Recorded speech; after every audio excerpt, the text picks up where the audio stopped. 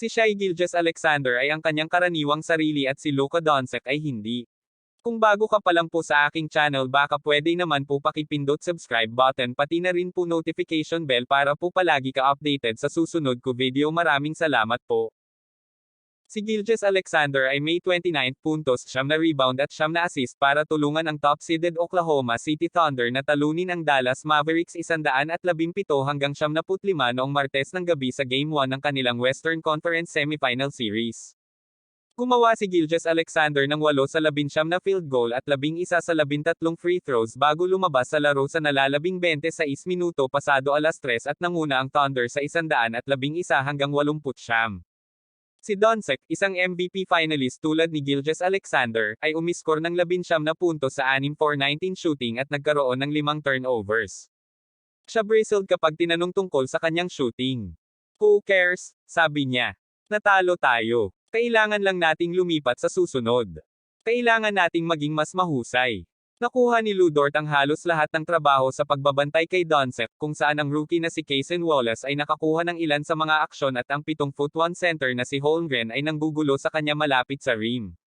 Sinabi ni Thunder coach Mark Daigneault na ginawa ni Dort, isa sa pinakamahusay na perimeter defender ng liga, ang kanyang trabaho. Siya ay isang mandirigma lamang, sabi ni Daigneault. Nagdadala ng juice tuwing gabi. Si Doncic ay isang napakahirap na laban at isang mahusay na manlalaro na wala ang kanyang pinakamahusay na pitch ngayong gabi. Siya ay maglalaro ng mas mahusay kaysa dito. Pinahirapan siya ni Lu. Akala ko pinaghirapan siya ng team namin. Nagdagdag si Holmgren ng 19 na puntos, 7 rebound at 3 block. Nahirapan si Jalen Williams sa kanyang shot sa loob ng 3 quarters ngunit umiskor ng 10 sa kanyang 18 points sa fourth para tulungan ang Oklahoma City na manatiling walang talo sa playoffs. Umiskor si Kyrie Irving ng 20 points at nagdagdag si Daniel Gafford ng 16 points, 11 rebounds at 5 blocks para sa 5th-seeded Mavericks. Ang Game 2 ay gaganapin sa Huwebes ng gabi sa Oklahoma City. Alam ni Daigneault na ninakaw ng Mavericks ang home court mula sa Los Angeles Clippers sa Game 2 ng kanilang first-round series. Ang Dallas ay nagpatuloy upang manalo sa seryeng iyon 4-2. Sa tingin ko maaari naming asahan na maglaro sila ng mas mahusay kaysa sa ginawa nila ngayong gabi, sabi ni Daigneault. Ang huling bagay na gagawin namin ay maliitin ang kalaban na ito. Hinawakan ng Thunder ang Mavericks sa 39.3% shooting at nanalo ng malaki, sa kabila ng pagiging out-rebounded 52 hanggang 30. Saglit na nagpahinga si Gilgeous-Alexander sa simula ng second quarter bago sumabak sa 8:20 mark.